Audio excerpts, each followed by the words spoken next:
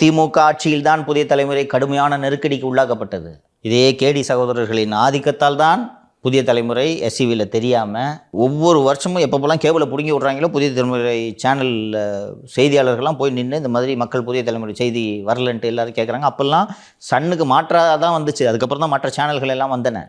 இன்றைக்கி வெளிப்படையாக சண்டை போடும். உங்களுக்கு என்ன ஆப்ஷன்ற? நீங்கள் இந்த விஷயத்தில் விகடன் குழுமத்தை மனதார பாராட்ட வேணும். எப்பப்பெல்லாம் நெருக்கடி வருதோ சண்டை தான் போடுவாங்க.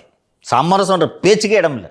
இப்போது இருக்கக்கூடிய மேலாண் இயக்குனர் திரு ஸ்ரீனிவாசன் ஆகட்டும், அவரது தந்தை பாலசுப்ரமணியம் ஆகட்டும், 80களிலிருந்து நான் பார்த்து வருகிறேன். சண்டை தான் போடுவாங்க, பேச்சே கிடையாது. எதுவாக இருந்தாலும் நீதிமன்றத்துக்கு போகலாம், நாங்கள் பார்த்துக்குறோம், கோர்ட்டை போய் பார்த்துக்குறோம். சமரசன்ற பேச்சுக்கே இடம் இல்லை. ஒரு ஊடகம் அப்படி இருக்க வேண்டும்.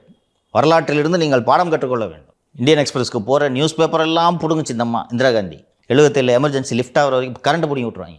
பிரிண்ட் ஓடிட்டு இருக்கோம், கரண்ட்டு பிடிங்கி விட்ருவாங்க.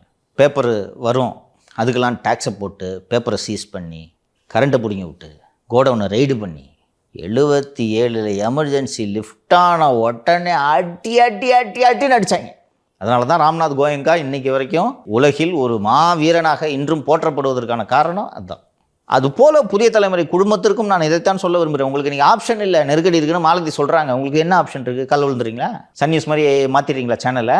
இத்தனைக்கும் நீங்கள் ஒன்றும் அதிகமாகலாம் அடிக்கலை, நம்ம அடிக்கிற மாதிரி அடிக்கிறாங்களா புதிய தலைமுறையில்? மயிலிறகளை வருடி கொடுக்கறதுக்கே இந்த அடி உங்களுக்கு கொடுதுன்னா என்ன சாய்ஸு? சண்டை போடுறது ஒன்று தான் சாய்ஸு. தேர்தல் நெருங்குகிறது. நீங்கள் இன்னும் ஆட்சிக்கு 4 வருஷம் இருக்குன்னா கூட நீங்கள் பம்புறதை நான் ஏற்றுக்கிறேன் மாலதி. 4 வருஷம் இவங்க கூட மல்லு கட்டணுன்ட்டு இந்த மலைப்பு வரும். 6 மாதம், இன்னும் சொல்லப்போனால் 1 மாதம்.